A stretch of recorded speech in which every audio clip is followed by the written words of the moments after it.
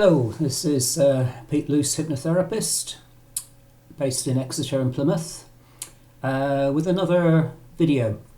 And this one I'm not going to be talking about hypnosis and hypnotherapy as such, but I'm going to be talking about one of the problems that quite a few of my clients have. And it's a problem that's I've studied over many years, and it's been a special interest for me. And that is the problem of overcoming the effects of controlling relationships.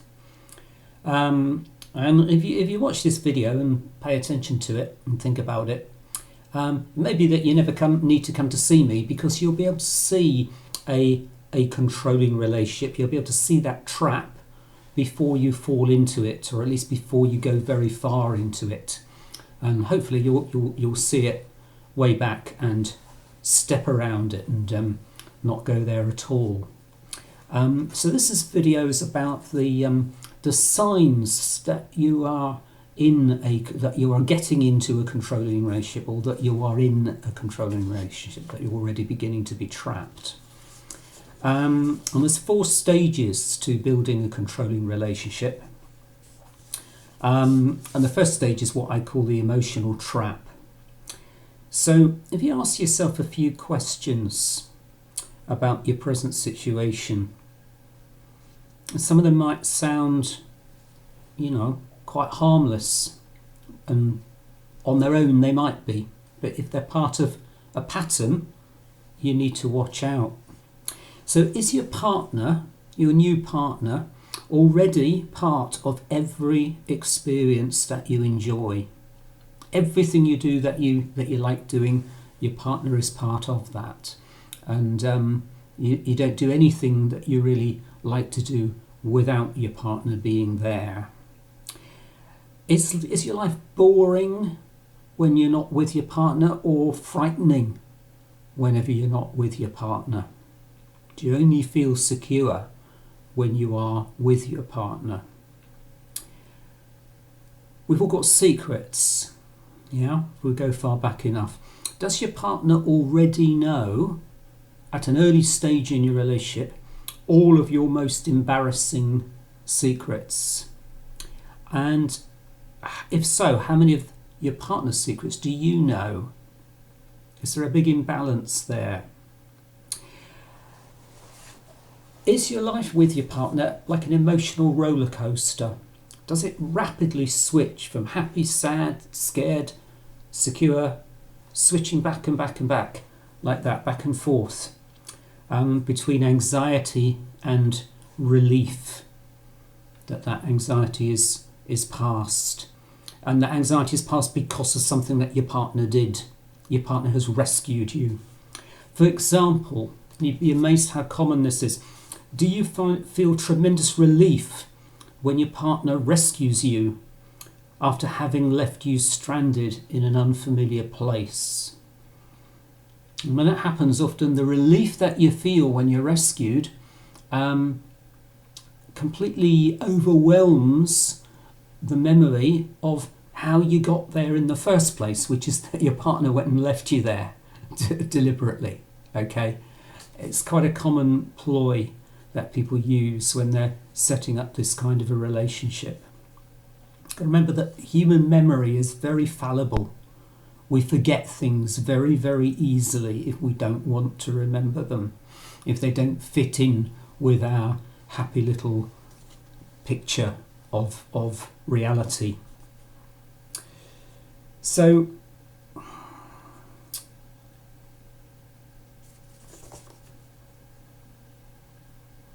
think back to some of the true stories that your partner's told you, or at least your partner says they're true. Because we all tell stories, yeah? It's part of normal human life. We're all interested in people's stories. That's why people watch soap operas or any kind of films for that matter, or read books. Yeah, we're all interested in stories. Our life consists of stories. But the stories that your partner tells you, do they all have a certain theme, which creates, again, that roller coaster, that up and down roller coaster of intense emotion? which always leaves you with the feeling that your partner is a very special person, and that you are safe and comfortable when you're with them and nowhere else, because anywhere that they're not is a dangerous place. The world outside is a dangerous place. It's only safe when you're with your partner. At that point, we're getting into the next stage of building a controlling relationship, which is what I call the bubble world, or the private world. So some other questions for you to think about. When did you last see or even contact your family or friends? Has your partner now become your everything? As in the words of the song by Barry White. It's a good song, but it's a dangerous place to be, that one other human being in the world is your everything. Are you thinking of moving to a place where you won't know anyone except your partner? Maybe another part of the country or another part of the world. And was that your partner's idea, that you should go there? Do you feel, well, that's okay because you don't need anybody else except your partner? Have you come to feel that none of your friends or your family are any good for you? Now, don't get me wrong, some people's families are pretty awful. And some people's friends are actually not very nice and don't do them any good. I've met a lot of people like that. But if you're doing anything to make yourself stronger and happier, you're going to work that out for yourself. Yeah. If your friends are just always cadging on you and backstabbing you and you know, generally not being nice to you, even though they call themselves your friends, you're gonna notice that after a while. And if you're trying to do something to help yourself, you yourself are going to break away from those kind of people. Okay, so that's an entirely different matter to where your partner is saying, oh no, you just think that person is kind and supportive and helpful to you, but actually they're no good. And anyway, you don't need them because you've got me. Okay, that's a different situation. So sometimes, social media, by the way, in my experience, is usually a pretty harmful thing, actually, in a lot of people's lives and relationships. But sometimes it has a use. You can check your phone or your social media if you do use it, and see how often you've been in touch with people over the past month, say. And now just go back, scroll right back, and pick a month from before you met your new partner. Is there a big difference? Have your social contacts greatly diminished? And if they have, just sit and think about that for a moment and ask yourself, well, am I bothered? Do I care that I've not seen my best friend for 6 months? And if you don't care, then maybe you should. Maybe just ask yourself that question. This bubble world that your new partner is creating, in which there's just you and your partner and no one else matters. Let's test that bubble. Imagine for a moment, or let's say for a minute, just sit there for a minute and imagine that you're not together anymore.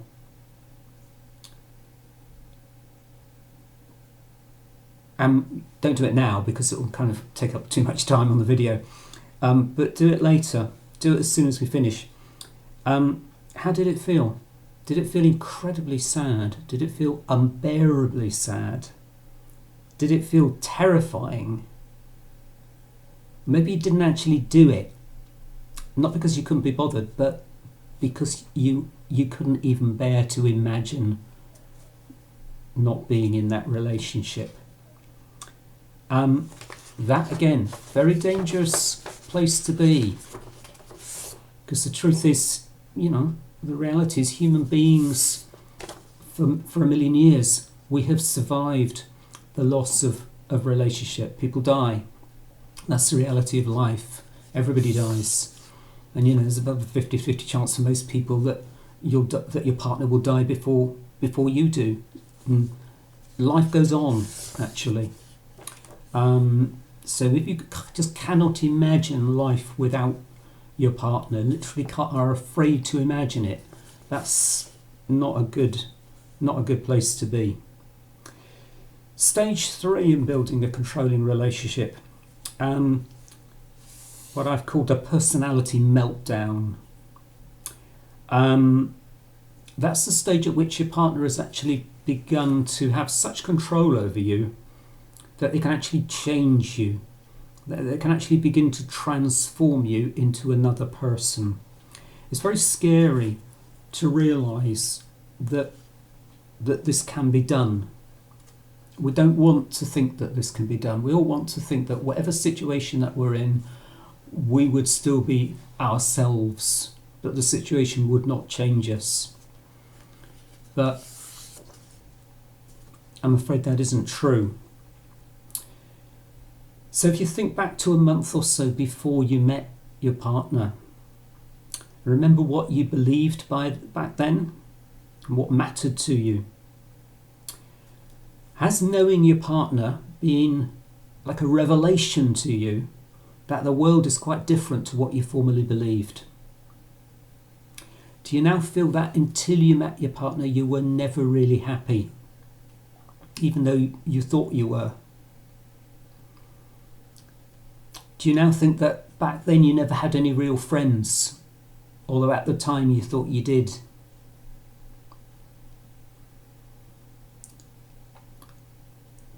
Do you worry about what might happen if you made a decision for yourself about anything without asking your partner first? Does that really bother you?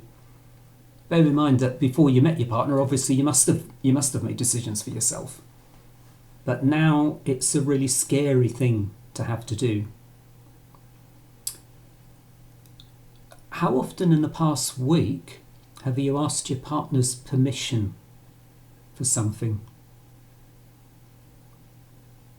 And when you do something without asking permission, does it always turn out badly? Have you done anything at all in the past week that your partner doesn't know about?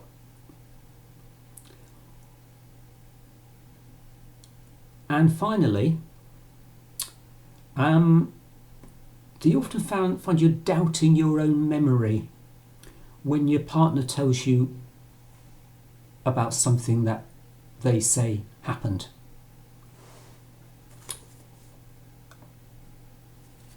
Example. I've seen this.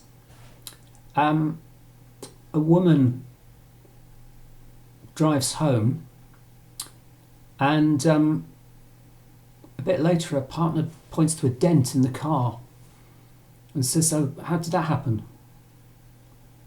And the woman says, "I don't know. I got no memory of how that happened."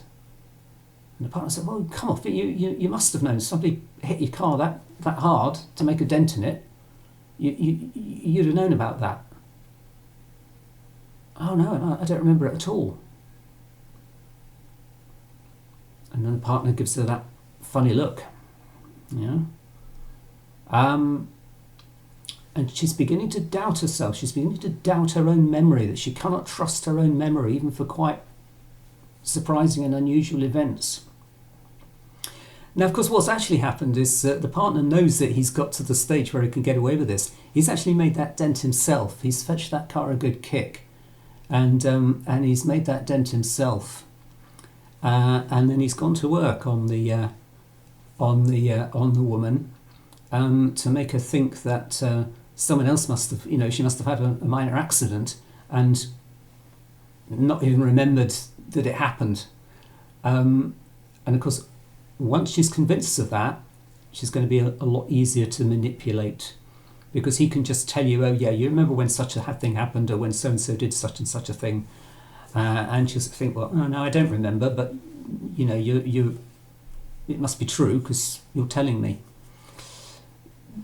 That shows you that you're quite a long way into the trap by that point, and you're in quite serious trouble. Now, a shock reaction. We've all experienced a shock reaction when we've been in actual, real danger.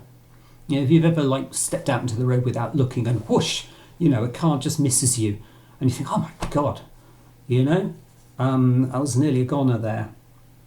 It's like a tingling, hollow, sinking feeling in the pit of your stomach, and you feel lightheaded, your legs turn to jelly. Sometimes you're just rooted to the spot. You can't move, you can't think, you can't speak. Lost for words. That's the shock reaction. Think about the last time that you had that experience. Was it actually your partner that made that happen? Were you chatting about something, or maybe beginning to argue, and your partner says, shut up!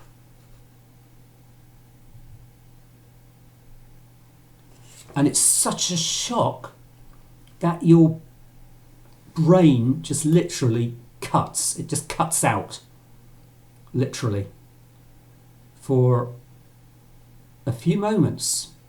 But in those few moments, your partner will put something into your head and say, don't you ever contradict me again.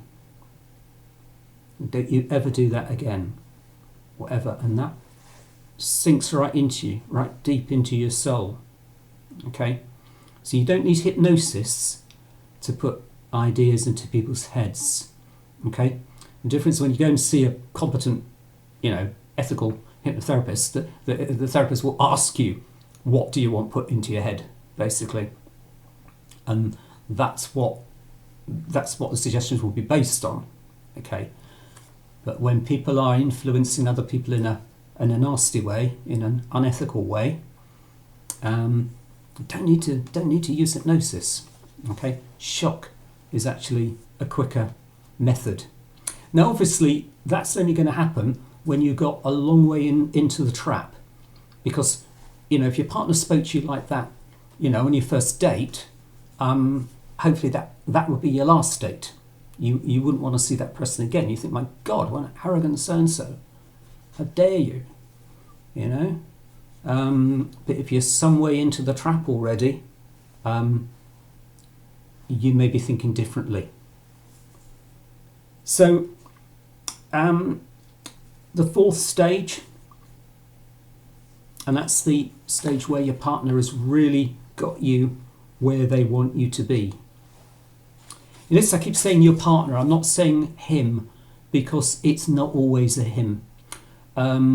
Men can be in controlling relationships. You know, men can be victim of controlling relationships. I've seen this quite a few times. Not as common as the other way around. Most often it's a man controlling a woman, but it definitely can be the other way around. A woman controlling a man, and of course, gay and lesbian relationships as well can have this pattern. Nobody is exempt.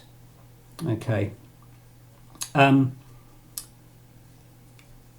So at stage 4, where the artificial personality is being created, a few more questions to see if you're at that stage.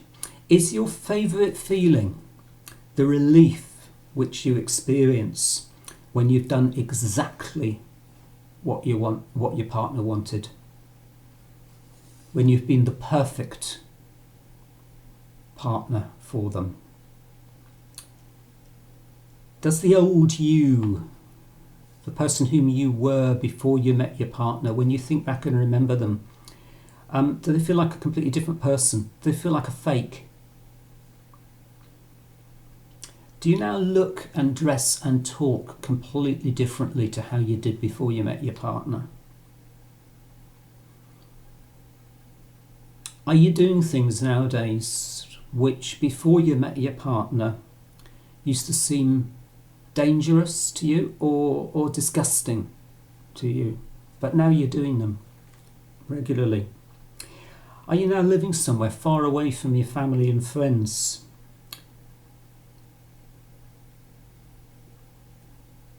And finally, does everyone except your partner and maybe your partner's friends now seem completely crazy or completely stupid? Can you hardly believe the kind of people whom you used to hang out with, whom you used to think were your friends? So at this point you've been really transformed. You've become the person whom your partner has made you to be. So if you think about these stages, these 4 stages, by the way, the thing with the, where the guy kicks the car and then makes the partner think that that she'd been in an accident and forgot it happened, that of course is called gaslighting, and that word is getting quite common now. People know that word. It comes from a film called Gaslight. A very good film from back in the 1940s, I think, old black and white film about a guy who tries to convince his wife that she's insane. So the good news is that how people get into that state is a process. And if you understand the process of how you've got there, that is the basis for how you get out of the trap. Okay? For how you get back out of that trap. We all hear about these incredible cases, terrible cases about people being kidnapped and, kept literally physically imprisoned for years. Every now and again, a case like this comes up every few years. But the vast majority of people who are in that situation are not actually physically locked up in a cellar or something. The vast majority of people who are in a controlling relationship, physically, they can come and go as they please. They're going out to work, they're going to the school to collect their kid, and so on and so forth. They're having a normal life from what other people could see. Okay? But psychologically, they are totally under their partner's control. But they're still the same person, they've still got the same mental resources, and they can undo the damage that has been done to them by just undoing each stage of that process, reversing each stage of that process to get back to where they were before. And so later on, in the near future, I'll make another video discussing the process of how to recover from a controlling relationship. But this one has been just about how to see the controlling relationship before you get into it, so that hopefully you never have to find your way out of that trap. So I hope that's been interesting. And again, this has been Pete Luce Hypnotherapy. Websites phobiahelp.net and plymouth-hypnotherapist.co.uk if you want further information. And that's all for now.